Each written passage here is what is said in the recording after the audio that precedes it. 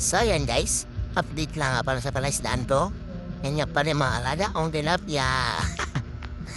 May problema ako guys. Hindi na sila kumakain ng mga vitamin E.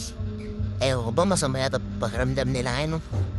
And sila malalaki na pa naman, food size na aanin na lang yan. Yung iba nyo lang doon pa sa lahat eh. Sila pa lang dito sa tabi kay may nanguhul na taga-ibang lugar na yung panimbog. Inuhuli yung mga isda ko dyan. Ewan ko ba? Sinahuli nila pero di naman tayo matamot. Siyempre, share your blessing. Yun naman atin yan, ibigay na alikasan yan. Sa dagat naman galing yan.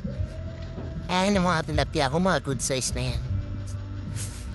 Ibibenta ko na pala itong mga tilapia na ito sa sunod na buwan, mga bandang January. Ano yun yan? Pwede rin kayo dito mag-fishing. Nalalakay ng mga lure nyo. Libre lang, walang bayad, walang entrance. Bahala na kayo, dumiskapte paano nyo mahuli yan. Kasi hindi kumakain sa hawil eh. Ay tanahipain mo, kanin hindi rin eh. Ayaw nila kainin. Ayaw nang pag mga bulate ang kainin nila. Yan nga pala yung namin no isa. Tapos yun pinapaba namin na harang. Para hindi na lumusot niya pang isda pati mga predator. So natin guys, yan no. Parang mangitlog pa.